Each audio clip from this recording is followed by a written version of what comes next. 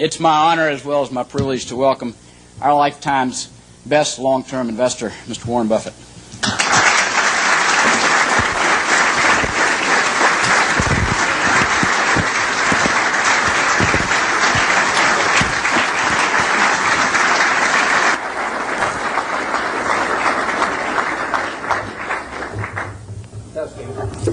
$1 million, $2 million, $3 million. Seems to be working. I'd like to just say a few words preliminarily, and then the highlight for me will be getting your questions in a few minutes, because I want to talk about what's on your mind. I urge you to throw hard balls. It's more fun for me if you put a little speed on the pitches as they come in. You can ask about anything except last week's Texas A&M game. That's off limits. We have a couple of men here from SunTrust. I was just up at the Coke meeting, and I sit next to Jimmy Williams there, who ran SunTrust for many years, and he wanted to be sure that I wore this SunTrust shirt down here. I've tried to get sponsorship on the Senior Golf Tour. I haven't had much luck, but now on the Bankers Tour, I'm doing a little bit better. And he says I get a percentage of the increase in deposits in Gainesville. So I'll go out for SunTrust, dear old SunTrust. I would like to talk for just 1 minute to the students about your future when you leave here, because you're going to learn a tremendous amount about investments, and you'll learn enough to do well. You've all got the IQ to do well. You've all got the initiative and energy to do well, or you wouldn't be here. And most of you will succeed in meeting your aspirations. But in determining whether you succeed, there's more to it than intellect and energy, and I'd like to talk for just a second about that. In fact, there was a fellow that Pete Kiewit in Omaha used to say that he looked for 3 things in hiring people. Look for integrity, intelligence, and energy. And he said if that person didn't have the first 2, that the latter 2 would kill them. Because if they don't have integrity, you want them dumb and lazy. You don't want them smart and energetic. And I'd really like to talk about that first one, because we know you've got the second 2. And to play along with me in a little game for just a second, in terms of thinking about that question. You've all been here, I guess almost all of your second-year MBAs, and you've gotten to know your classmates. And think for a moment that I granted you the right to buy 10% of one of your classmates for the rest of his or her lifetime. Now you can't pick one with a rich father; that doesn't count. I mean, you've got to pick somebody who's going to do it on their own merit. And I gave you an hour to think about it. Which one are you going to pick among all your classmates as for the one you want to own 10% of for the rest of their lifetime? And are you going to give them an IQ test? Pick the one with the highest IQ? I doubt it. Are you going to pick the one with the best grades? I doubt it. You're not even going to pick the most energetic one necessarily, or the one that displays the most initiative. But you're going to start looking for qualitative factors in addition to, because everybody's got enough brain here and enough energy. And I would say that if you thought about it for an hour and decided who you're going to place that bet on, you'd probably pick the one who you responded the best to, because the one that was going to have the leadership qualities, the one that was going to be able to get other people to carry out their interests. And that would be the person who was generous and honest and who gave credit to other people even for their own ideas, all kinds of qualities like that. And you could write down those qualities that you admire in this other person, whoever you admire most in the class. And then I would throw in a hooker. I would say as part of owning 10% of this person, you had to agree to go short 10% of somebody else in the class. That's more fun, isn't it? And you think, well, now who do I want to go short of? And again, you wouldn't pick the person with the lowest IQ, you would start thinking about the person really who turned you off for one reason or another. I mean, they had various qualities, quite apart from their academic achievement, but they had various qualities. In the end, you didn't really want to be around them, and other people didn't want to be around them. And what were the qualities that lead to that? Well, there'd be a whole bunch of things. But it's the person who's egotistical, the person who's greedy, the person who's slightly dishonest, cuts corners, all of these qualities. And you could write those down on the right-hand side of the page. And when you look at that, I don't know which one I'm using. Can you hear me okay with this? Yeah, fine. Yeah. Your microphone on the side. Just back up. What do I do with it? It just came loose. Oh, it just came loose. Okay. You can see why I avoid technology. Chewing gum is about as far as I get. As you looked at those qualities on the left and right-hand side, there's one interesting thing about them. It's not the ability to throw a football 60 yards. It's not the ability to run the 100-yard dash in 9.3. It's not being the best-looking person in the class. They're all qualities that if you really want to have the ones on the left-hand side, you can have them. I mean, they're qualities of behavior, temperament, character that are achievable. They're not forbidden to anybody in this group. And if you look at the qualities on the right-hand side, the ones that you find turn you off in other people, there's not a quality there that you have to have. If you have it, you can get rid of it, and you can get rid of it a lot easier at your age than you can at my age, because most behavior is habitual, and they say the chains of habit are too light to be felt until they're too heavy to be broken. And there's no question about it. I see people with these self-destructive behavior patterns at my age or even 10 or 20 years younger, and they really are entrapped by them.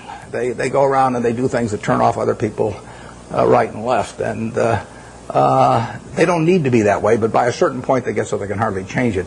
But at your age, you can have any habits, any patterns of behavior that you wish.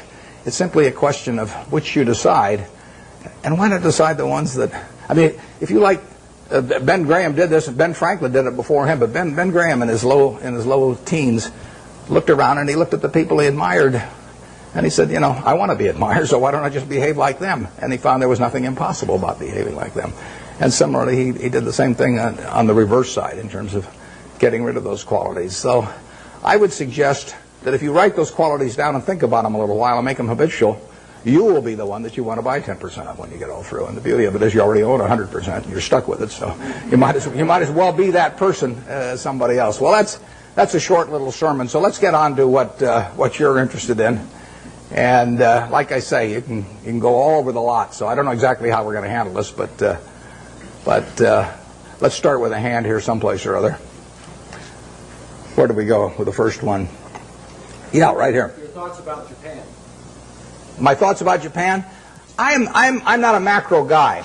Now, I say to myself, Berkshire Hathaway can borrow money for 10 years at 1% in Japan now. 1%.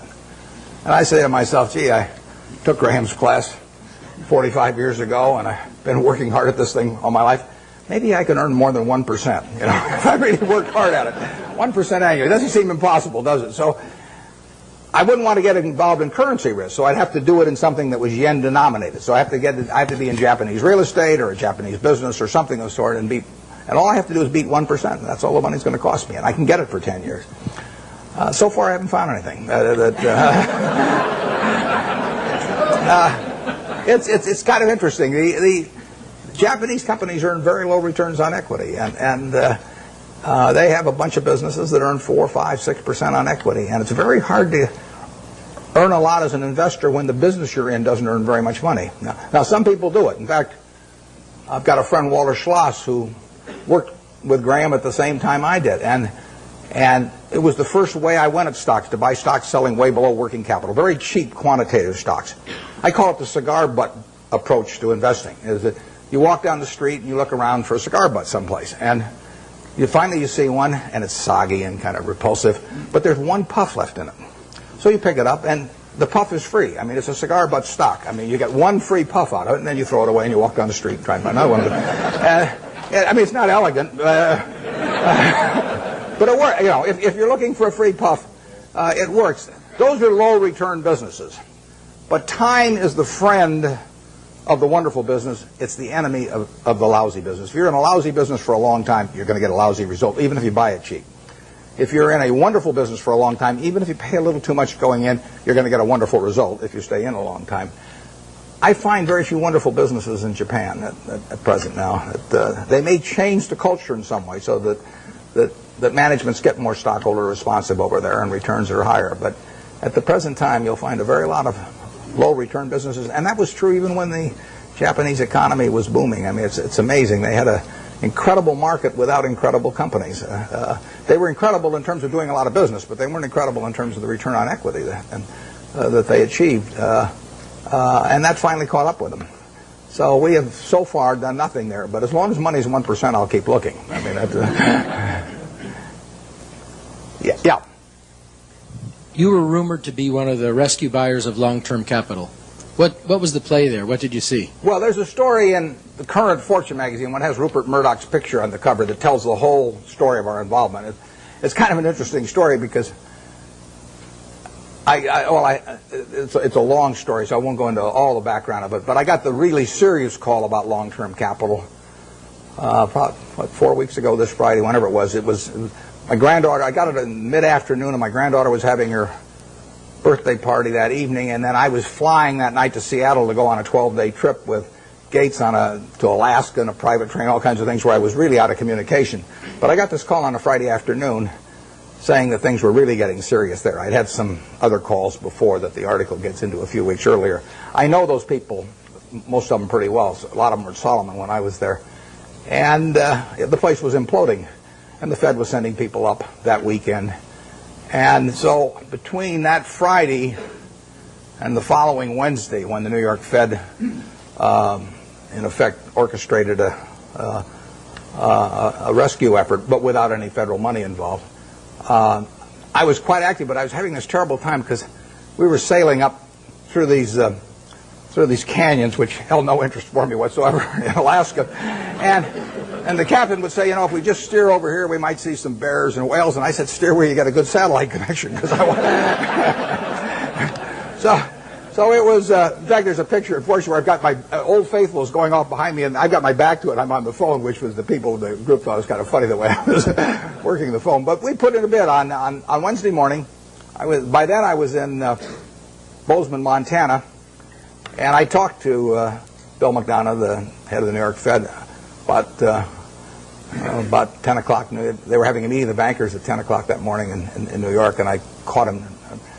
We actually delivered a message to him. He called me out there in Wyoming a little bit before 10 New York time, and we made a bid. It was because it was being done at a long distance and everything. It was really the outline of a bid, but in the end, it was a bid for $250 million, essentially for the net assets of. But we would have put in $3.75 billion on top of that, and it would have been $3 billion from Berkshire Hathaway, $700 million from AIG, and $300 million from Goldman Sachs.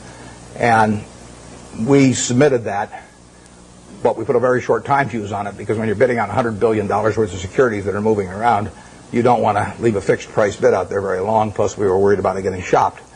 In the end, the bankers made the deal, and. But it was an interesting period. The whole long-term capital management, and I hope most of you are familiar with it, but the whole story is really fascinating, because if you take John Merriweather and Eric Rosenfeld, Larry Hillenbrand, Greg Hawkins, Victor Agani, the two Nobel Prize winners, Merton and Scholes, if you take the 16 of them, they probably have as high an average IQ as any 16 people working together in one business in the country, including at Microsoft or wherever you want to name. So there's an incredible amount of intellect in that room.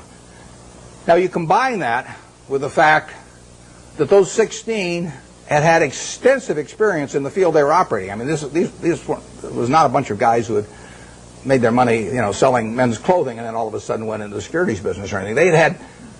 They'd had, in aggregate, the 16 had probably had 350 or 400 years of experience doing exactly what they were doing. And then you throw in the third factor, that most of them had virtually all of their very substantial net worths in the business. So they had their own money up, hundreds and hundreds of millions of dollars of their own money up, super high intellect, working in a field they knew, and essentially they went broke. And that, to me, is absolutely fascinating. I mean, if I ever write a book, it's going to be called Why Smart People Do Dumb Things. My partner says it should be autobiographical, but this might be an interesting illustration. And these are perfectly decent guys. I respect them, and they helped me out when I had problems with Solomon, and so they're not bad people at all. But to make money they didn't have and didn't need, they risked what they did have and did need. And that's foolish. That is just plain foolish. It doesn't make any difference what your IQ is. If you risk something that is important to you for something that is unimportant to you, it just does not make any sense. I don't care whether the odds are 100 to 1 that you succeed or 1,000 to 1 that you succeed. If you hand me a gun with 1,000 chambers, 1,000,000 chambers in it, and there's a bullet in one chamber, and you said, put it up your temple, how much do you want to be paid to pull it once? I'm not going to pull it. You can name any sum you want, but it doesn't do anything for me on the upside, and I think the downside's fairly clear. So I'm not interested in that kind of a game, and yet people do it financially and without thinking about it very much. There was a great book. It wasn't a great book. It was a great title. There was a lousy book written once with a great title by Walter Gutman. The title was "You Only Have to Get Rich Once." Now, that seems pretty fundamental, doesn't it? What difference if you've got $100 million at the start of the year and you're going to make 10% if you're unleveraged and 20% if you're leveraged 99 times out of 100? What difference does it make at the end of the year whether you've got 110 million or 120 million? Makes no difference at all. I mean, if you die at the end of the year, the guy that writes up the story may make a typo and he may say 110 even if he had 120. So you've got nothing at all. It makes absolutely no difference. It makes no difference to your family. It makes no difference to anything. And yet the downside, particularly managing other people's money, is not only losing all your money, but it's disgrace and humiliation and facing friends whose money you've lost and everything. I just can't imagine an equation that makes sense for. And yet 16 guys with very high IQs who are very decent people entered into that game. And I think it's madness, and it's produced by an over-reliance to some extent on things. Those guys would tell me back when I was at Solomon, that a 6 Sigma event wouldn't touch us, or a 7 Sigma event, but they were wrong. I mean, their history does not tell you the probabilities of future financial things happening, and they had a great reliance on mathematics, and they felt that the beta of the stock told you something about the risk of the stock. It doesn't tell you a damn thing about the risk of the stock, in my view. And Sigmas do not tell you about the risk of going broke, in my view, and maybe in their view now too. But I don't like to even use them as an example because they are. I mean, the same thing in a different way could happen to any of us probably, where we really have a blind spot about something that's crucial because we know a whole lot about something else. It's like Henry Kaufman said the other day. He said the people who are going broke in this situation are just of two types: the ones who knew nothing and the ones that knew everything. And it's sad in a way. I urge you, in anything, we never basically borrow money. I mean, we get float through our insurance business and to do things, but I never borrowed money. I never borrowed money when I had $10,000 basically, because what difference did it make? I was having fun as I went along, and it didn't make any difference whether I had $10,000 or $1 million or $10 million, except if I had a medical emergency or something had come along like that. But I was going to do the same things when I had a lot of money as when I had very little money. If you think about the difference between me and you in terms of how we live, we wear the same clothes basically. SunTrust gives me mine, but you. So we wear the same clothes. We eat. We all have a chance to drink the juice of the gods here. But we all go to McDonald's, or better yet, Dairy Queen, and we live in a house that's warm in winter and cool in summer, and we watch Nebraska, Texas. They have them on a big screen. You see it the same way I see it. We do everything. Our lives aren't that different. You'll get decent medical care if something happens to you, and I'll get decent medical care. The only thing we do is we travel differently. I ride around this little plane, and I love it. And that takes money. But if you leave that aside, we travel differently. But other than travel, I think about it. Think, what can I do that you can't do? Now, I get to work in a job that I love, but I've always worked in a job I love. I loved it when I loved it just as much when it was a big deal if I made $1,000. And I urge you to work in jobs you love. I mean, I think you're out of your mind if you keep taking jobs that you don't like because you think it'll look good on your resume. I was with a fellow at Harvard the other day who was taking me over to talk, and he was 28, and he was telling me what he'd done in life, which was terrific. And then I said, "What are you going to do next?" And he said, after I get out my MBA, he says, "I think maybe I ought to go to work for a management consulting firm because it'll look good on my resume." And I said, "Wait a second, you've been 28, you've been doing all these things. I mean, you've got a resume that's 10 times as good as anybody I've ever seen it already." I said, "If you take another job you don't like, I said, isn't that a little like saving up sex for your old age? There comes a time when you ought to just start doing what, So, I think I got the point across to him. But you ought to take a job. When you get out here, take a job you love. Don't take a job that you think is going to look good on your resume. Take a job you love. You may change it later on, but you'll jump out of bed in the morning. I mean, when I got out of Columbia, the first thing I tried to go to work for Graham immediately. I offered to go to work for him for nothing. He said I was overpriced. But I kept pestering him. I went out to Omaha and I sold securities for 3 years, and I kept writing him and giving him ideas and doing all this. And finally, I went to work for him for a couple of years, and it was a great experience. But I always really worked in a job. I worked in a job that I loved doing. And you should really take a job that if you were independently wealthy, you would take. That's the job to take, because that's the one that you're going to have great fun in. You'll learn something. You'll be excited about it. And you can't miss. You may go do something else later on, but you'll get way more out of it. And I don't care what the starting salary is or anything of the sort. I don't know how I got off on that, but there I am. So I do think that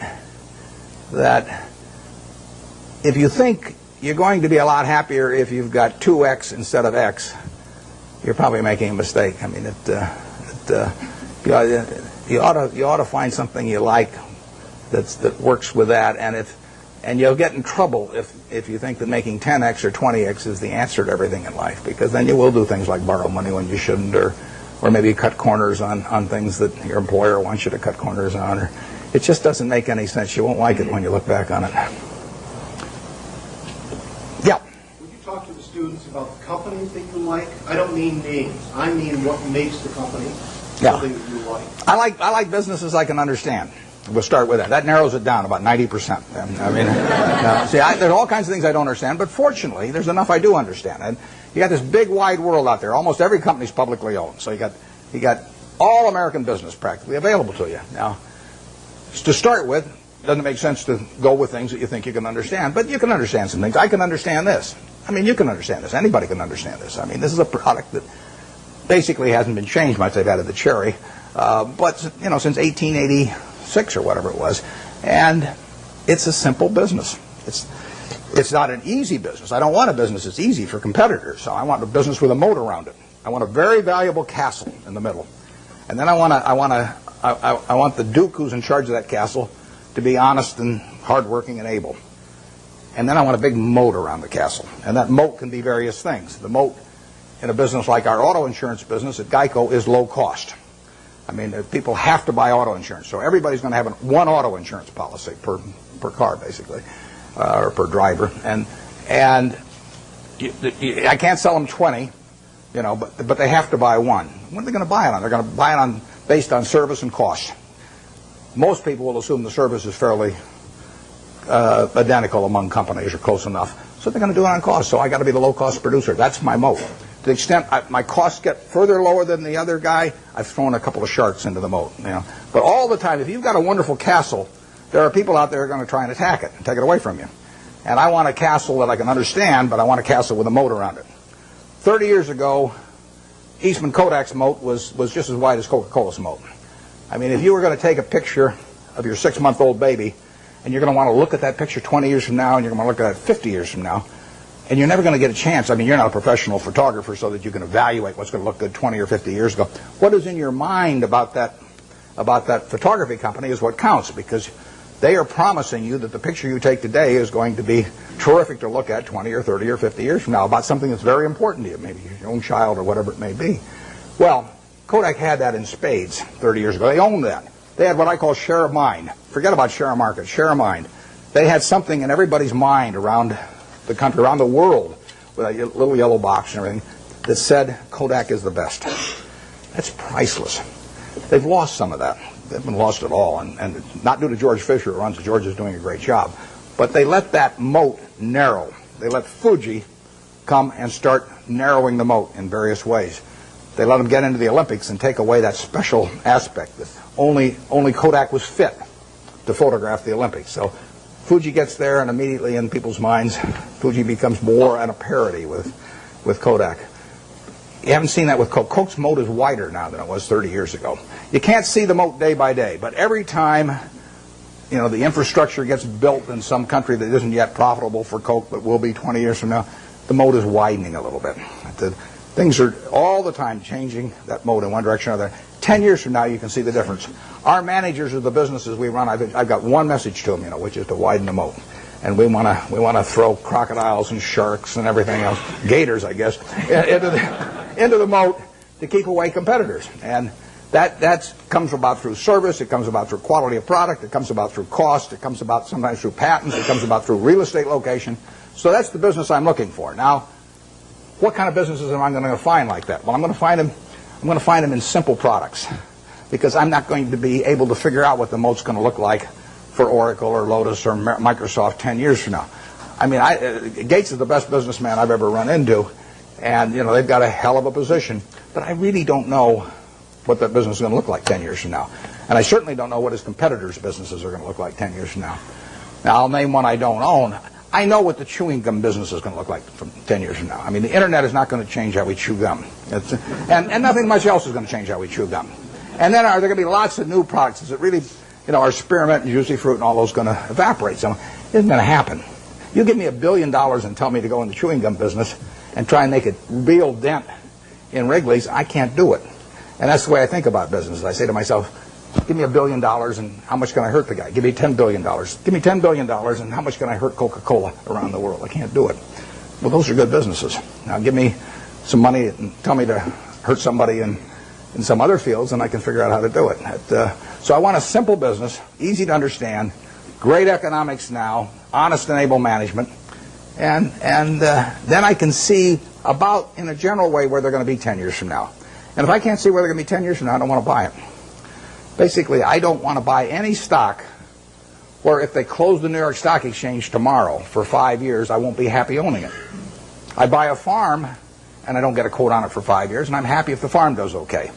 I buy an apartment house, don't get a quote on it for 5 years, I'm happy if the apartment house produces the returns that I expect. But people buy a stock, and they look at the price the next morning, and they decide whether they're doing well or not doing well. It's crazy, because they're buying a piece of a business. That's what Graham, the most fundamental part of what he taught me. You're not buying a stock, you're buying a part ownership in a business. You will do well if the business does well, and if you didn't pay a totally silly price. And that's what it's all about. And you ought to buy businesses you understand. Just like if you're buying farms, you ought to buy farms you understand. It's not complicated. In calling this Graham Buffett, I mean, it's just pure Graham. I was very fortunate because I picked up a book when I was 19. I got interested in stocks when I was about 6 or 7, and I bought my first stock when I was 11, but I was playing around with all this stuff. And I had charts and volume, and I'm making all kinds of technical calculations and everything. And then I picked up a little book, and it just said that you're not buying some little ticker symbol that bounces around every day. You're buying a part of a business. And as soon as I started thinking about it that way, everything else followed. Very simple. So we buy businesses we think we can understand. There's no one here that can't understand the Coca-Cola Company. I would say there's no one here that can understand some new internet company. And I said at the annual meeting this year that if I were teaching a class in business school, on the final exam, I would pass out the information on an internet company and ask each student to value it. And anybody that gave me an answer, I'd flunk. I don't know how to do it. But people do it every day. I mean, it's more exciting. I mean, if you look at it like going to the races or something, that's a different thing. But if you're investing, I mean, investing is putting out money to be sure of getting more money back later, at an appropriate rate. And to do that, you have to understand what you're doing it in. I mean, you have to understand the business. And you can understand some businesses, but not all businesses. Yep. Warren, so you covered half of it, which is trying to understand a business and buying a business, but you also alluded to getting a return on the amount of capital you invest in the business as an investor.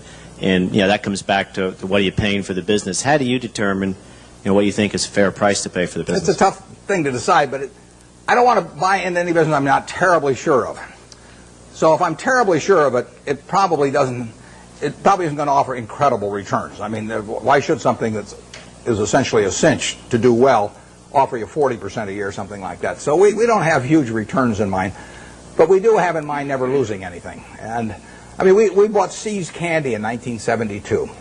See's Candy was then selling 16 million pounds of candy at $1.95 a pound, and it was making 2 bits a pound or $4 million pre-tax.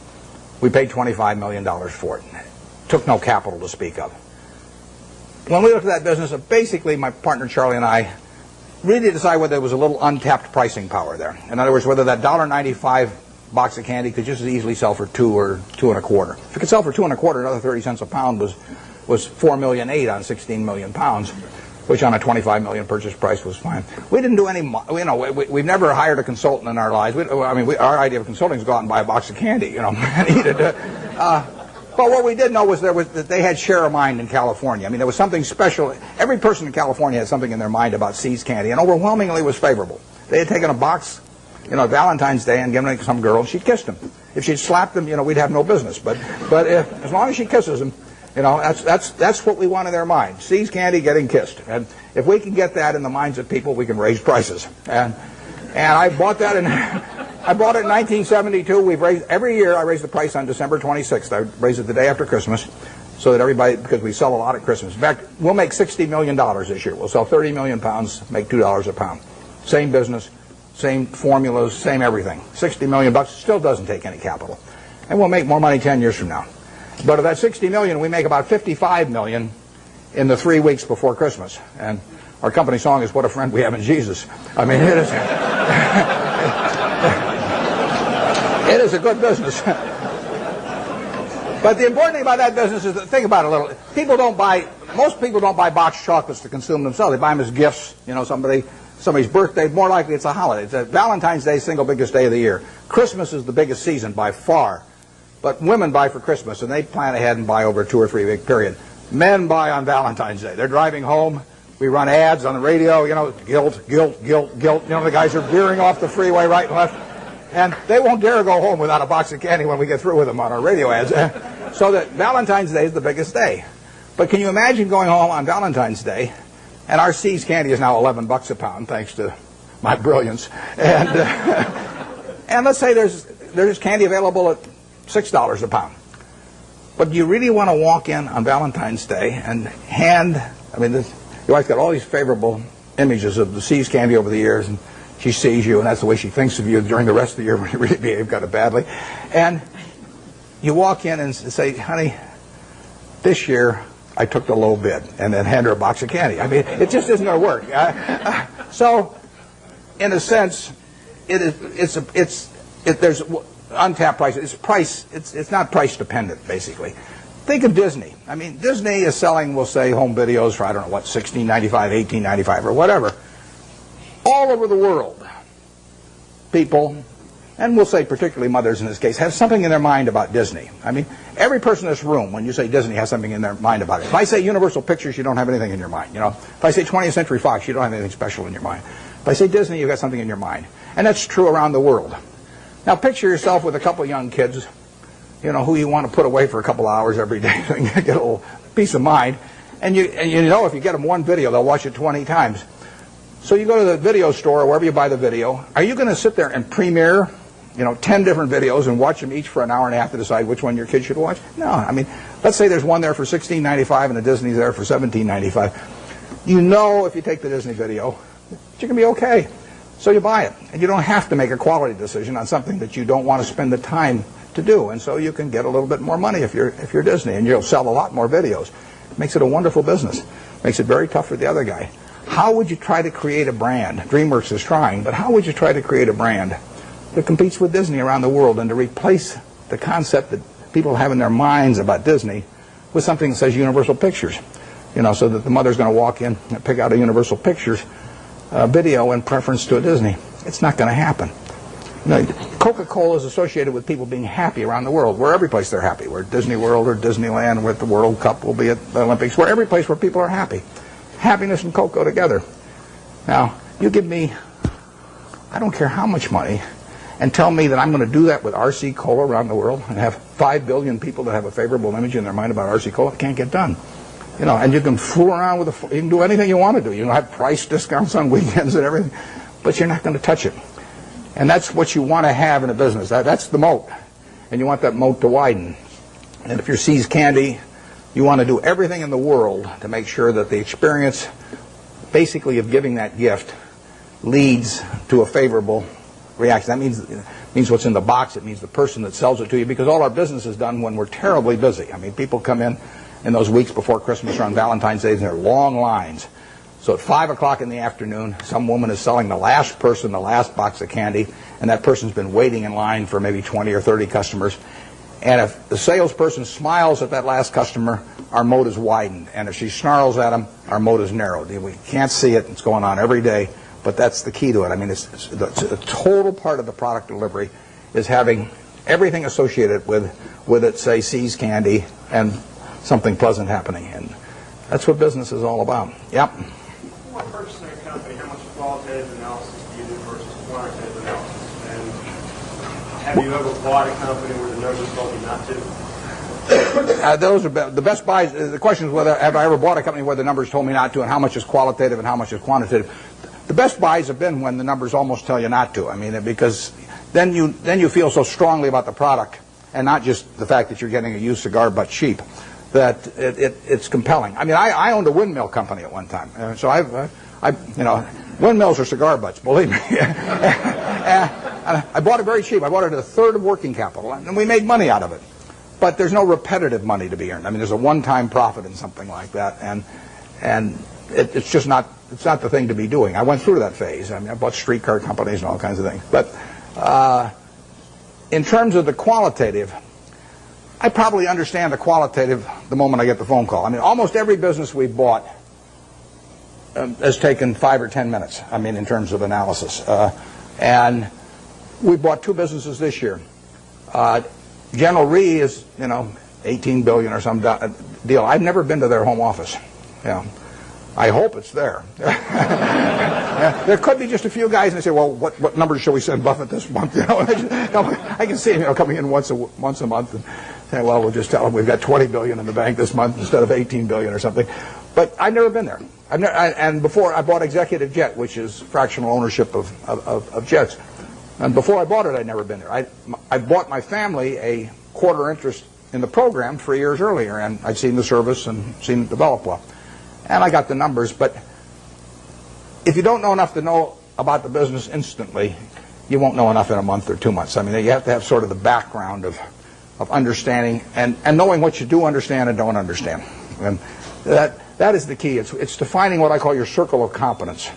And everybody's got a different circle of competence. The important thing is not how big the circle is. The important thing is staying inside the circle. And if that circle has only got 30 companies in it out of thousands on the big board, as long as you know which 30 they are, you're okay. And you should know those businesses well enough so that you don't need to do lots of work. Now, I did a lot of work in the earlier years just in getting familiar with businesses. And the way I would do that is I would go out and use what Phil Fisher called the scuttlebutt approach. I'd go out, I'd talk to customers, I'd talk to maybe ex-employees in some cases, I'd talk to suppliers, everybody. Every time I'd see somebody in an industry, let's say I was interested in the coal industry, I'd go around and see every coal company, and I'd ask every CEO, if you could only buy stock in one coal company that wasn't your own, which one would it be and why? And you piece those things together, and you learn a lot about the business after a while. And the funny thing is you get very similar answers as long as you ask about competitors. I'd say if you got a silver bullet, and you put it through the head of one competitor, which competitor and why? You'll find out who the best guy in the industry is in that case, or the one that's coming up. And there's a lot of things you can learn about a business. I've done that in the past on the businesses that I feel I could understand, so I don't have to do much of that anymore. It's the nice thing about investing is you don't have to learn anything very new. I mean, you can do it if you want to, but if you learned about Wrigley's chewing gum 40 years ago, you still understand Wrigley's chewing gum. There's not a lot of great insights to get or anything of the sort as you go along. So you do get a database in your head. I had a guy, Frank Rooney, who ran Melville for many years. His father-in-law died, owned a company called H.H. Brown, a shoe company. And he put it up with Goldman Sachs, but he was playing golf with a friend of mine here in Florida and mentioned to this friend. The guy said, why don't you call Warren? He called me at the end of the golf match, and in 5 minutes I basically had a deal. But I knew Frank, and I knew the kind of business. And I sort of knew the basic economics of a shoe business, and so I could buy it. And quantitatively, I got to decide what the price is. That's either yes or no. I mean, I don't fool around a lot with negotiations. So if they name a price that makes sense to me, I buy it. And if they don't, I was happy the day before, so I'll be happy the day after without owning it. Yeah. Coca-Cola just announced a drop in expectations in terms of future earnings, like fourth quarter earnings. And in light of the fact that Coke has a lot of their profits coming in from outside the United States, how do you think the Asian crisis, so to speak, is going to affect Coke, and for that matter, the U.S. economy in general? The question is about the Asian crisis and how it affects a company like Coke that recently announced that the earnings, actually they just announced their third quarter earnings, but a few weeks ago they tipped people off that they were going to be lower in the fourth quarter and so on. Well, basically I love it, but because the market for Coca-Cola products is going to grow far faster over the next 20 years internationally than it will in the United States. It'll grow in the United States on a per capita basis, but it's going to grow faster elsewhere. So the fact that it's going to be a tough period for, who knows, 3 months or 3 years, but it won't be tough for 20 years. I mean, people are still going to, they're going to work productively around the world, and they're going to find that this is a bargain product in terms of the portion of their working day that they have to give up in order to have one of these, or better yet, 5 of them a day, like I do. It's this is a product. In 1936, when I first bought 6 of those for a quarter and sold them for a nickel each, and it was in a 6.5-ounce bottle, and you paid a 2-cent deposit on the bottle. That was a 6.5-ounce bottle for a nickel at that time. It's now a 12-ounce can, which if you buy it on weekends, or if you buy it in bigger quantities, so much money doesn't go to the packaging, I mean, you essentially can buy the 12 ounces for not much more than 20 cents. So you're paying not much more than twice the per ounce price of 1936. It is a product that's gotten cheaper and cheaper and cheaper in relative to people's earning power over the years, and which people love. In 200 countries, you have the per capita use going up every year for a product that's over 100 years old, and that dominates the market. I mean, it's unbelievable. One thing that people don't understand is one thing that makes this product is worth tens and tens of billions of dollars is one simple fact about really all colas, but we'll call it Coca-Cola for the moment. It happens to be a name I like. Cola has no taste memory. You can drink one of these at 9 o'clock, 11 o'clock, 3 o'clock in the afternoon, 5 o'clock. The one at 5 o'clock will taste just as good to you as the one you drank early in the morning. You can't do that with cream soda, root beer, orange, grape, you name it. All of those things accumulate on you. Most foods and beverages accumulate on you. You get sick of them after a while. And if you eat, I mean, we get these people who go to work for us who seize candy, and we tell them they eat all the candy they want. And the first day they go crazy. But after a week, they're eating about the same amount they'd eat if they were buying it, because chocolate accumulates on, everything accumulates on. There is no taste memory to cola. And that means that you get people around the world that are heavy users that'll drink 5 a day, or Diet Coke, maybe 7 or 8 a day, or something of the sort. They'll never do that with other products. So you get this incredible per capita consumption. The average person in this part of the world, well, maybe a little north of here, drinks about 64 ounces of liquid a day. And you can have all 64 ounces of that be Coke, and you will not get fed up with Coke if you like it to start with, in the least. But if you do that with almost anything else, if you eat just one product all day, you'll get a little sick of it after a while. And it's a huge factor. So that today, over 1 billion 8-ounce servings of Coca-Cola products will be sold in the world. And that will grow year by year. It'll grow in every country, virtually. And it'll grow on a per capita basis. And 20 years from now, it'll grow in a lot faster internationally than in the U.S. So I really like that market better, because there is more growth there over time. But it will hurt them it is hurting them in the short term right now. But that doesn't mean anything. I mean, Coca-Cola went public in, I think it was 1919. Stock sold for $40 a share. It went back before that as the Candler family, and they went back. They bought it for $2,000, the whole business. Asa Candler back in the late 1880s in a couple of purchases. So now he goes public in 1919, $40 a share. 1 year later, it's selling for $19, gone down 50% in 1 year. Now you might think that's some kind of disaster, and you might think that sugar prices increased and the bottlers were rebellious and a whole bunch of things. You could always find a few reasons why that wasn't the ideal moment to buy it. Years later, you'd have seen the Great Depression, and you'd have seen World War II, and you'd seen sugar rationing, and you'd seen thermonuclear weapons, and the whole thing. There's always a reason. But in the end, if you'd bought one share for $40 and reinvested the dividends, it'd be worth about $5 million now.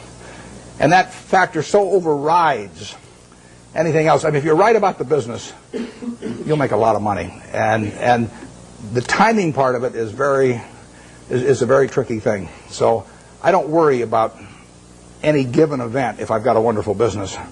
What it does to next year or something of the sort. Their price controls have been in this country at various times, and that's fouled up even the best of businesses. I mean, I wouldn't be able to raise the price on December 26th of See's Candy if we had price controls, and we've had them in this country. But that doesn't make it a lousy business if that happens to happen, because you're not going to have price controls forever. We had them in the early 70s. So the wonderful business, you can figure out what will happen. You can't figure out when it will happen. You don't want to focus too much on when. You want to focus on what. If you're right about what, you don't have to worry about when very much. Is there an area I'm missing back there any place? I just want to make sure I'm not focusing all of them on one place. Let me get this gentleman over here. Most human mistakes, but the most successful of those will learn lessons from those mistakes and use them to benefit themselves later. What investment mistakes have you made or that you feel that you made, and how can you use those lessons? The question is about my business mistakes. How much time do you have? Well, the interesting thing about the mistakes is that in investments, at least for me and for my partner, Charlie Munger, the biggest mistakes have not been mistakes of commission, they've been mistakes of omission. They're where we knew enough about the business to do something, and for one reason or another, we sat there sucking our thumbs instead of doing something.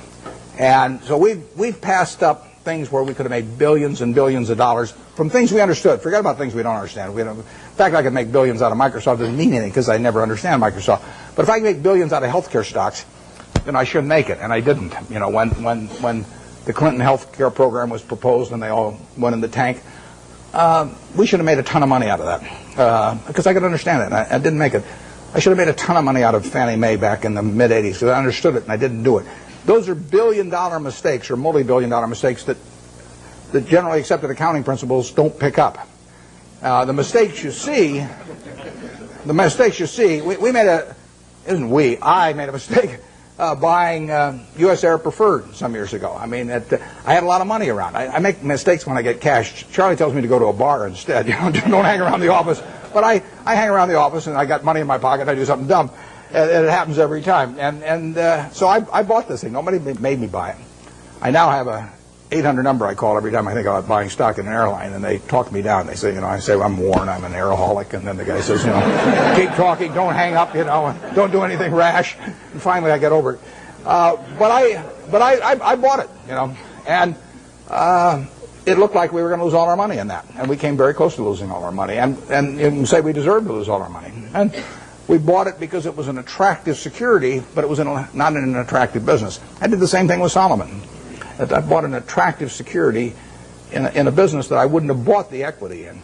So you can say that that's one form of mistake, buying something because you like the terms when you don't like the business that well. And I've done that in the past and probably do it again. The bigger mistakes, though, are the ones of omission. I did back when I had the $10,000. I put $2,000 of it into a Sinclair service station, which I lost. So my opportunity cost on that's about $6 billion right now. Fairly big mistake. Yeah, it makes me feel good when Berkshire goes down then because the cost of my Sinclair station goes down too. My 20% opportunity cost. But I will say this: you talk about learning from mistakes. I really believe it's better to learn from other people's mistakes as much as possible. But we don't spend any time looking back at Berkshire. I've got a partner, Charlie Munger. We've been pals for 40 years. We've never had an argument. We disagree on things a lot, but we don't have arguments about it, and we never look back. We just figure there's so much to look forward to that there's just no sense thinking about what we might have. It just doesn't make any difference.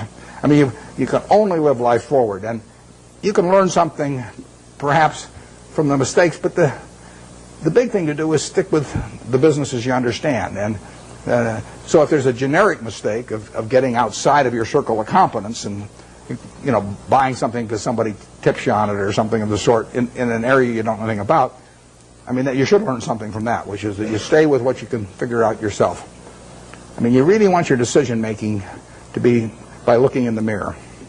And saying to yourself, I'm buying 100 shares of General Motors at 55 because. And I mean, it's your responsibility if you're buying it, and there's got to be a reason.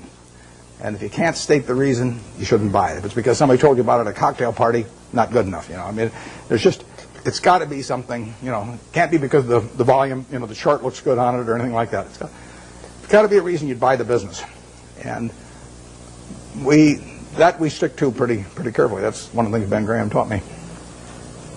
Yeah.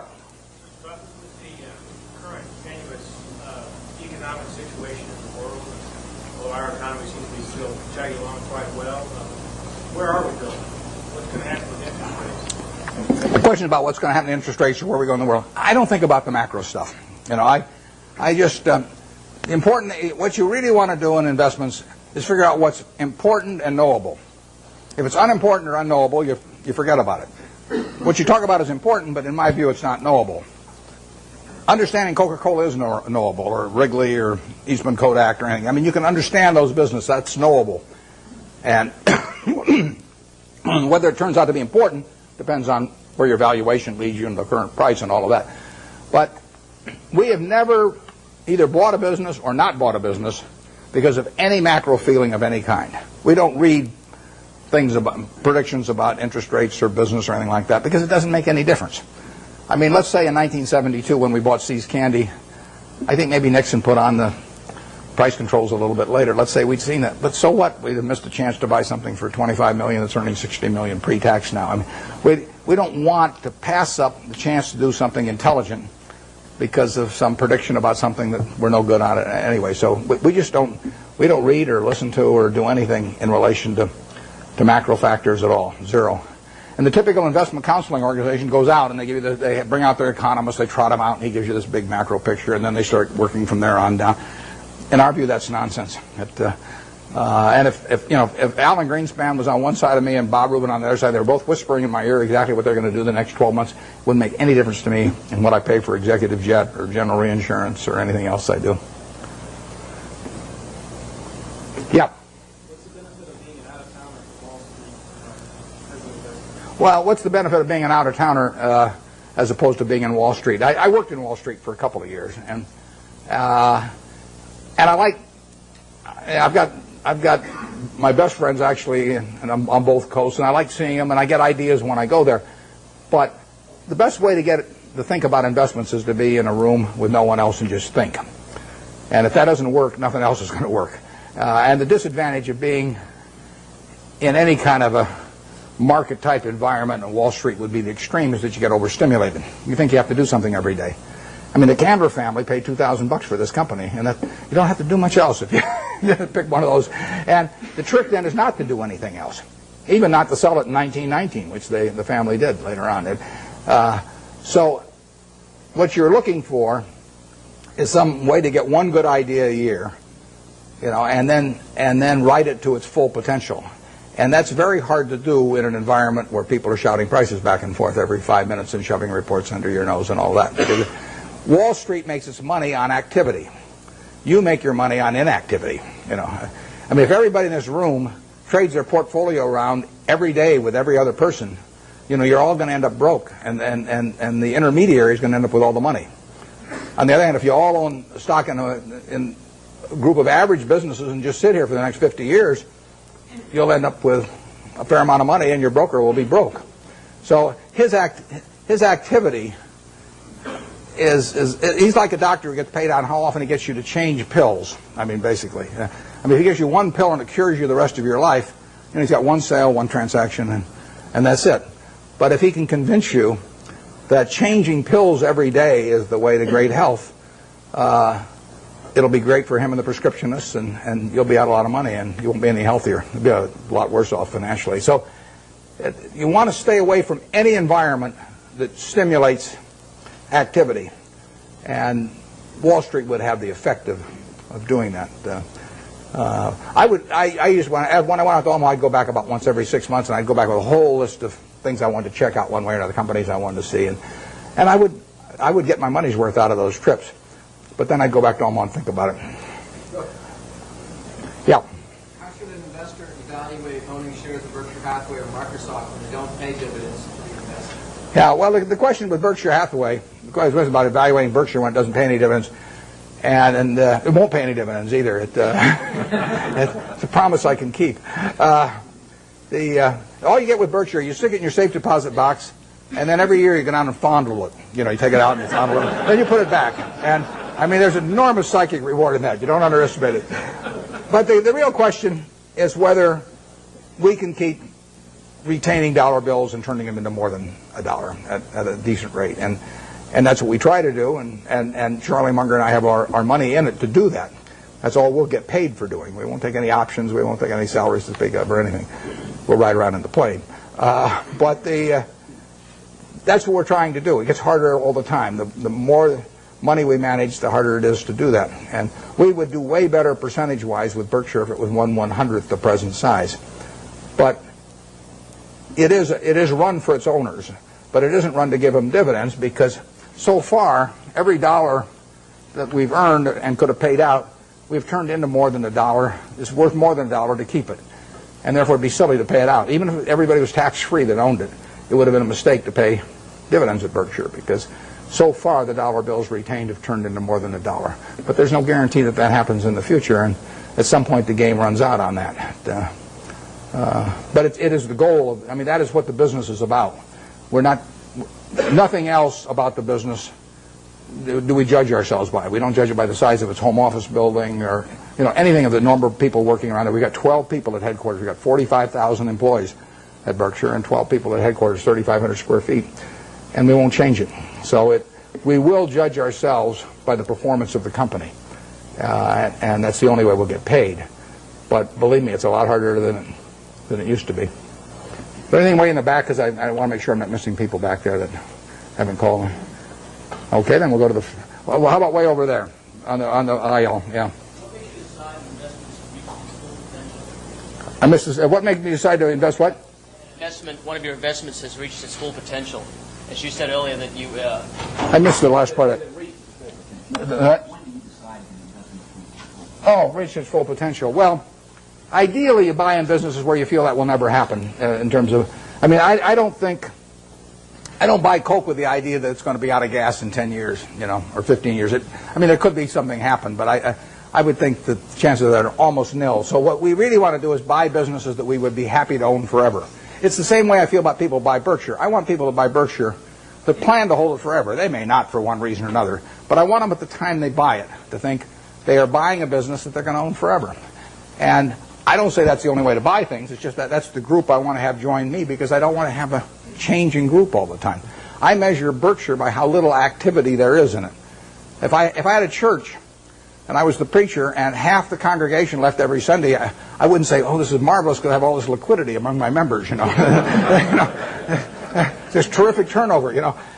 I would rather get a church where all the seats are filled, every Sunday by the same people. Well, that's the way we look at the businesses we buy. We want to buy something that we're really happy to own virtually forever, and we can't find a lot of those. And back when I started, I had way more ideas than money, so I was just constantly having to sell what I thought was the least attractive stock in order to buy something that I just discovered that looked even cheaper. But that's not our problem really now. And so we hope we're buying businesses that we're just as happy with 5 years from now as now. And if we ever found some huge acquisition, then we'd have to sell something maybe to make that acquisition. But that would be a very pleasant problem to have.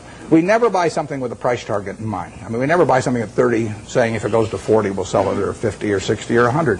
We just don't do it that way any more than when we buy a private business like See's Candy for $25 million, we don't say to ourselves, if we ever get an offer of $50 million for this business, we'd sell it. That's just not the way to look at a business. The way to look at a business is this going to keep producing more and more and more money over time? And if the answer to that is yes, you don't need to ask any more questions. Yeah, way back there. Those same principles in mind, what was the motivation for taking the piece of Solomon and similarly long-term capital? And how did you come up with the valuation? Well, Solomon, like I said, I went into that because it was a 9% security in 1987, September 1987. The Dow was up 35% that year. We'd sold a lot of stuff, and I had a lot of money around. It looked to me like we were never going to get a chance to do anything. So I took an attractive security form in a business I would never buy the common stock of. And I went in because of that, and I think that's generally a mistake. It worked out okay finally on that, but it's not what I should have been doing. I either should have waited, in which case I could have bought more Coca-Cola a year later or thereabouts, or I should have even bought Coke at the prices it was selling at then, even though it was selling at a pretty good price at the time. So that was a mistake. On long-term capital, we have learned other businesses that are associated with securities over the years.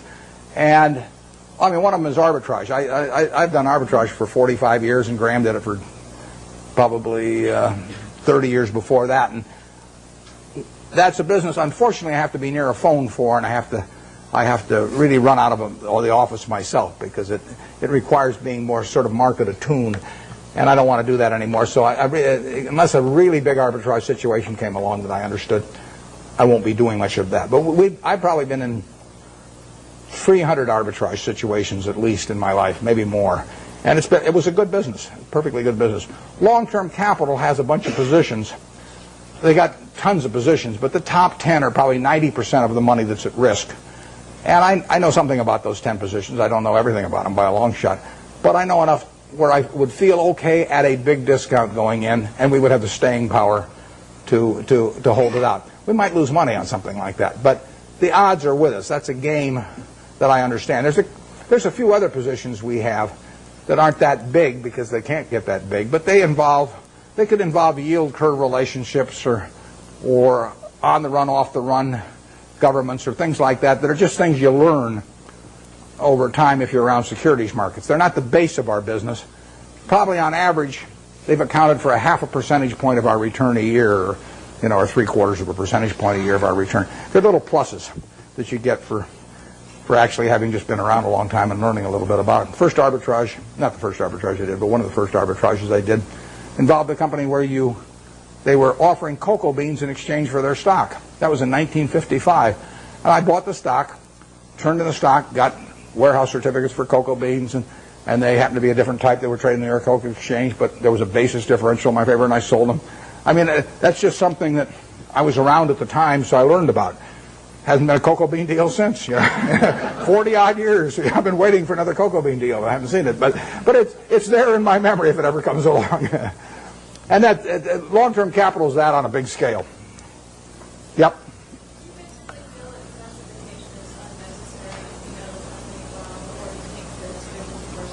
The question is about diversification, and I've got a dual answer to that. If you are not a professional investor, if your goal is not to manage money in such a way as to get a significantly better return than the world, then I believe in extreme diversification. I mean, so I believe 98 or 99%, maybe more than 99% of people who invest should extensively diversify and not trade. So that leads them to an index fund type of decision with very low costs.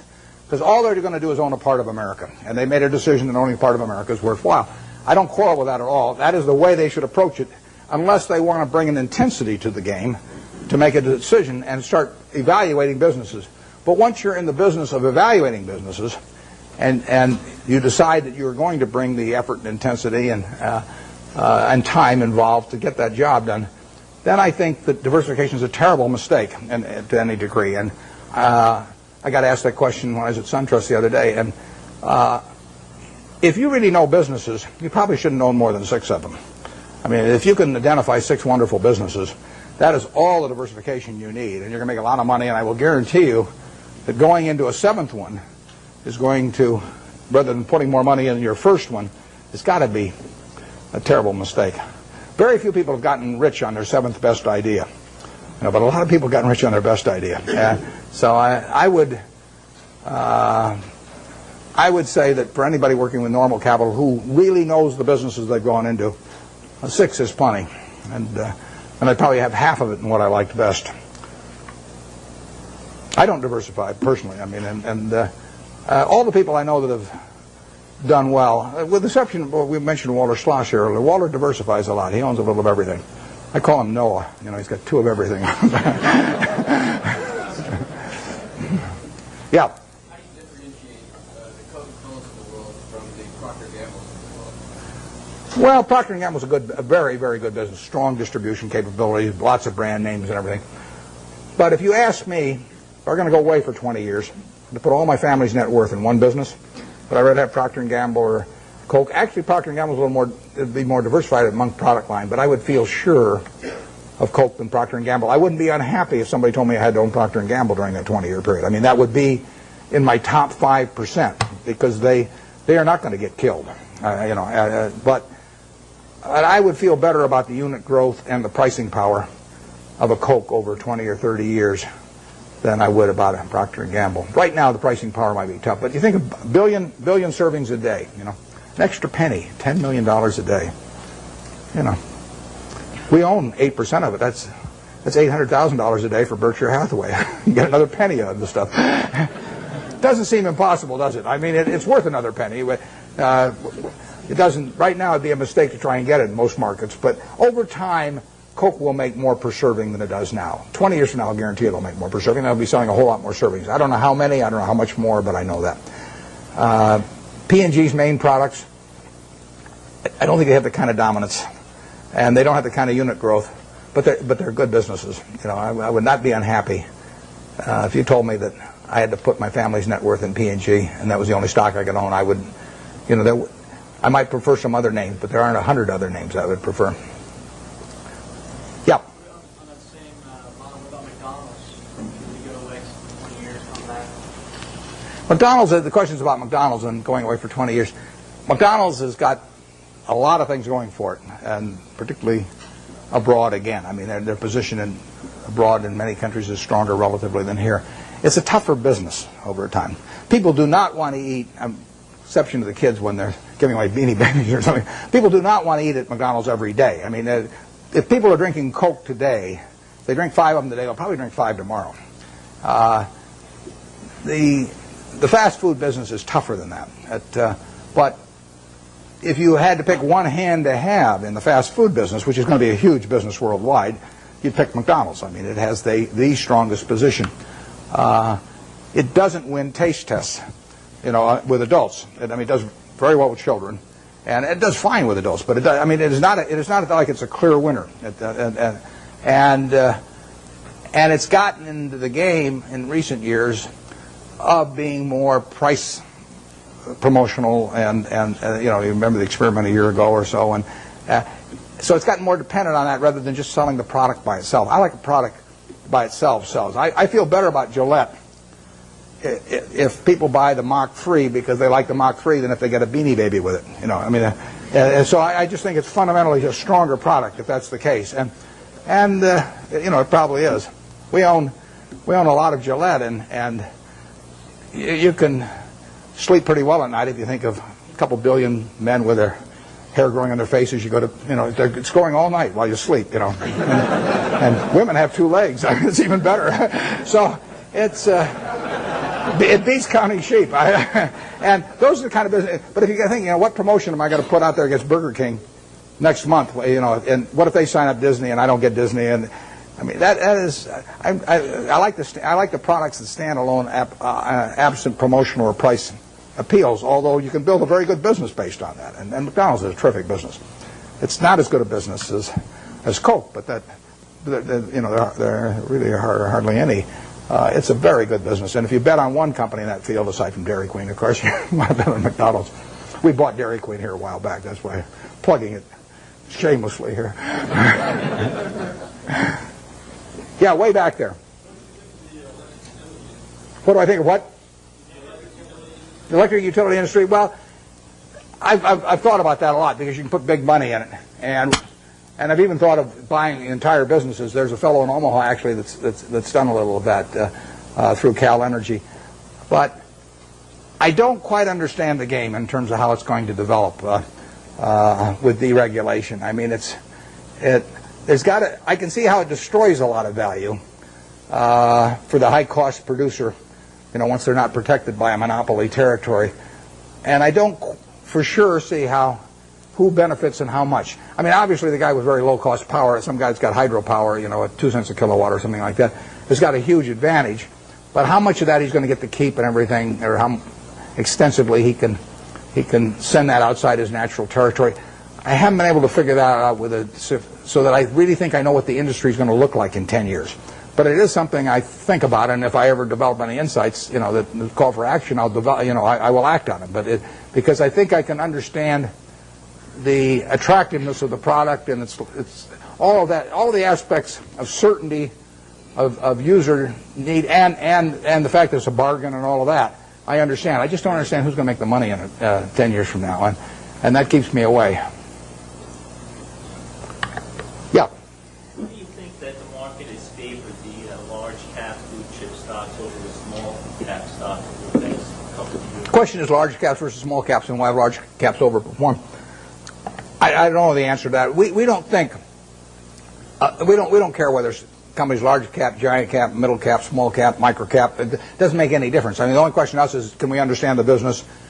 Do we like the people running it? And does it sell for a price that is attractive? From my personal standpoint, running Berkshire now, because we've got pro forma for Gen Re, I don't know what we have, maybe 75 or 80 billion dollars to invest, and I only want to invest in about 5 things. So I'm really limited to very big companies. But if I were investing $100,000, I wouldn't care whether something was large cap or small cap or anything. I would just look for businesses I understood. Now,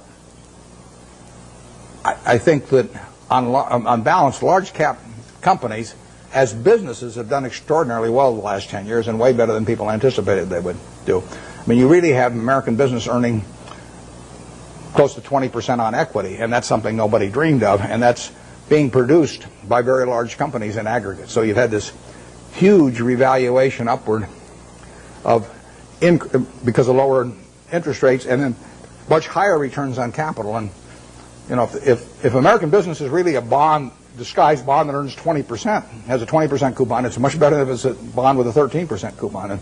And that's happened with big companies in recent years. Whether it's permanent or not is another question. I'm skeptical of that, but I don't.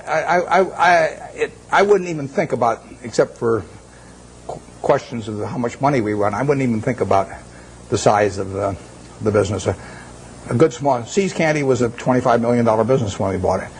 I mean, if I could find one just like it now, even as big as we are, I'd love to buy it. It's the certainty of it that counts. Yeah, way over there. You mentioned earlier that in buying stock, almost every company is public. And one thing until the last 5 years, real estate has been primarily private. We're now seeing a great securitization of real estate. And what is your insight into the industry? Yeah, you're talking about real estate equity. There's been securitization, enormous securitization of the debt, too, of real estate.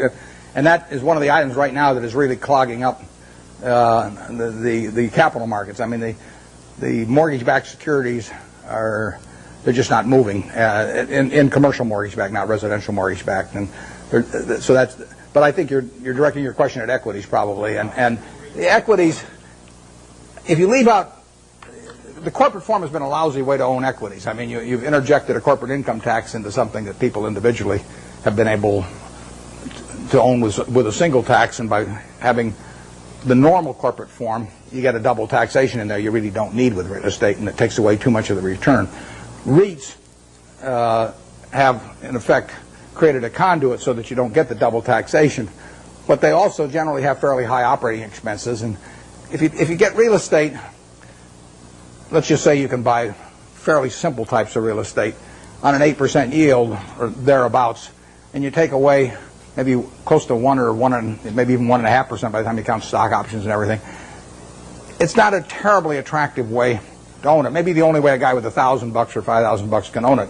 But if you have $1 million or $10 million, you're better off owning the real estate properties yourself and sticking some intermediary in between that will get a sizable piece of the return for himself. So we have found very little in that field. You'll see an announcement in the next couple of weeks that may belie what I'm telling you here on one thing. So I don't want you to think I was double-crossing you up here. But generally speaking, we've seen very, very little in that field that gets us excited. People sometimes get very, very confused about. They'll look at some huge land company. I'll take one that evoke any emotional reactions on the part of anybody, like Texas Pacific Land Trust, which has been around over 100 years and got a couple million acres in Texas. And they'll take they'll sell 1% of their land every year, and they'll take that as applying to everything and come up with some huge value compared to the market value. But that's nonsense if you really own the property. I mean, you can't move. You can't move 50% of the properties or 20% of the properties. It's way worse than an illiquid stock. So you get these. I think you get some very silly valuations placed on a lot of real estate companies by people that don't really understand what it's like to own one and try to move large quantities of property. REITs have behaved terribly in the market this year, as you know, and it's not at all inconceivable they would become a class that would get so unpopular that they would sell at significant discounts from what you could sell the properties for. And they could get interesting as a class then, and then the question is whether the management would fight you in that process, because they would be giving up their income stream for managing things, and their interests might run counter to the shareholders on that. I've always wondered about the REITs that say, our assets are so wonderful and they're so cheap, and then they go out and sell stock. I mean, there's a contradiction in that. If they say our stock at 28 is very cheap, and then they sell a lot of stock at 28 less an underwriting commission, it doesn't. There's a disconnect there, and so. But it's a field we look at. I mean, Charlie and I can understand real estate, and we would be open for very big transactions periodically. And if there was a long-term capital management situation and translated to real estate, we would be open to that. The trouble is, so many other people would be too, that it would be unlikely to go at a price that would really get us excited. Way back there. Understanding your theory that sort of a down market is good for net savers, can you sort of give us your thoughts as to where the market's going, its downward trend, and long-term profit, or long-term profit, or obviously? Well, I've got no idea where the market's going to go. I prefer it going down, but I haven't. My preferences have nothing to do with it. The market knows nothing about my feelings. That's one of the first things you have to learn with a stock. You buy 100 shares of General Motors. Now, all of a sudden, you have this feeling about General Motors. I mean, if it goes down, you may be mad at it. You may say, well, if it just go up to what I paid for it, my life will be wonderful again. Or if it goes up, you may say how smart you were and how you and General Motors have this love affair and everything. You've got all these feelings. Stock doesn't know you own it. Stock just sits there. It doesn't care what you paid. It doesn't care that you owned it or anything. So any feeling I have about the market is not reciprocated. I mean, it is the ultimate. It is very cold shoulder we're talking about here. And anybody that is going to be a net saver, practically everybody in this room is more likely to be a net buyer of stocks over the next 10 years than they are a net seller. So every one of you should prefer lower prices.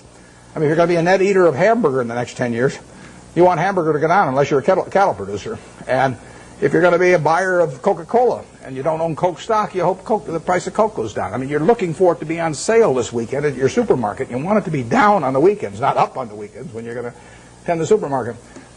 Your stock exchange is a big supermarket of companies, and you're going to be buying stocks. What do you want to have happen? You want those stocks to go down, way down.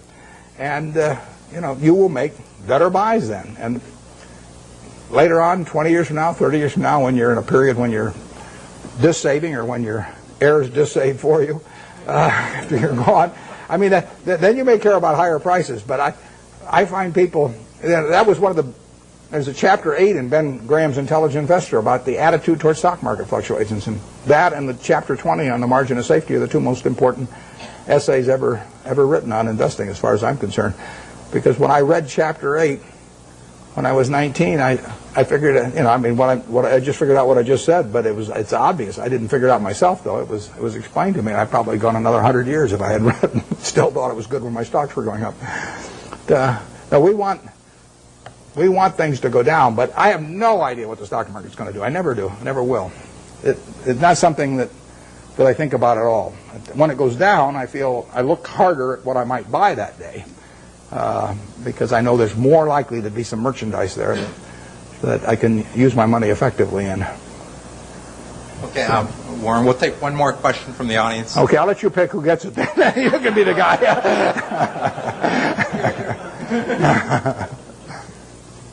What's the question? Right back there. If you live it again, study your life again, then what would you like to do to have a happier life? Yeah, I would say, and this is going to sound disgusting. The question is, what would I do if I were going to live over again and have a happier life? The only thing I might do is select a gene pool where people live to be 120 or something that I came from. But I've been extraordinarily lucky. I mean, I use this example. I'll take a minute or two because I think it's worth thinking about a little bit. Let's just assume that it was 24 hours before you were born, and a genie came to you, and he said, Herb, you look very promising, and I've got a big problem. I've got to design the world in which you're going to live. And he said, I decided, the hell with it, it's too tough. You design it. So you've got 24 hours. You figure out what the social rules should be, the economic rules, the governmental rules, and you're going to live under those, and your kids are going to live under them, and their kids are going to live under. And you say, I can design anything? And Genie says, yeah, you can do it. And you say, well, there must be a catch. He says, well, there is a catch. You don't know whether you're going to be born black or white, rich or poor, male or female, infirm or able-bodied, bright or retarded. All you know is you're going to take one ball out of a barrel that's got 5.8 billion. You're going to participate in what I call the ovarian lottery. You're going to get one ball out of there. And that is the most important thing that's ever going to happen to you in your life, because that is going to control whether you're born here or in Afghanistan, or whether you're born with an IQ of 130 or an IQ of 70. It's going to determine a whole lot. And you're going to go out of the world and you're going to have that ball. Now, what kind of a world do you want to design? Well, I think that's a good way to look at social questions, because not knowing which ball you're going to get, you're going to want a ball that you're going to want design a system that's going to produce lots of goods and services, because you're going to want people on balance to live well. And you're going to want it that produces more and more, so your kids live better than you do and your grandchildren live better than the kids. But you're also going to want a system that, if it does produce lots of goods and services, does not leave behind a person that accidentally got the wrong ball and is not well wired for this particular system. See, I'm ideally wired for the system I fell into here. I mean, I came out and I got something that enables me to allocate capital. You know, nothing so wonderful about that. If all of us were stranded on a desert island, you know, we all landed there, and we're never going to get off of it, the most valuable person would be the one that could raise the most rice, you know, over time. And you know, I could say, well, I can allocate capital. You know, how about paying me? And you wouldn't get very excited about that. So I am in the right place. I mean, Gates says if I'd been born, you know, a few million years ago, I'd been some animal's lunch. You know, he says you can't run very fast, you can't climb trees, you can't do anything. You've just been chewed up in the first day. So he says you're lucky you were born today, and I am. But the question, getting back, one question you can ask yourself, incidentally, is here is this barrel with 5.8 billion balls, everybody in the world.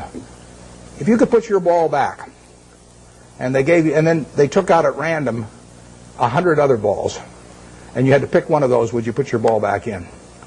Now, those 100 balls that you're going to get out, roughly 5 of them will be American. So there's 95 versus 5. So you're only going to have 5 balls. If you want to be in this country, you're only going to have 5 balls now left. You know, half of them are going to be women, half of them are going to be men. I'll let you all decide how you vote on that one. Half of them are going to be below average intelligence, half are going to be above. I mean, do you want to put your ball back? Most of you, I think, will not want to put that ball back to get 100. So what you're saying is, I'm in the luckiest 1% of the world right now, sitting in this room, top 1% of the world. Well, that's the way I feel. I mean, I've been lucky to be born where I was, because it was 50-1 against me in the United States when I was born. Lucky with parents, lucky with all kinds of things, and then lucky to be wired in a way that in a market economy pays off like crazy for me. It doesn't pay off for somebody who's absolutely as good a citizen as I am, you know, leading Boy Scout troops, teaching Sunday school, whatever, raising fine families, but it just doesn't happen to be wired in the same way I am. So I've been extremely lucky, so I would like to be lucky again. And if I'm lucky, then the way to do it is to play out that game and do something you enjoy, you know, all your life, and be associated with people you like. I only work with people I like. You know, I don't. If I could make $100 million by buying a business with some guy that caused my stomach to churn, I'd say no, because I say that's just like marrying for money, which probably isn't a very good idea in any circumstances. But if you're already rich, it's crazy, right? So, I am not going to marry for money. So I would really do almost exactly what I've done, except I don't think I'd have bought the U.S. Air. Thanks.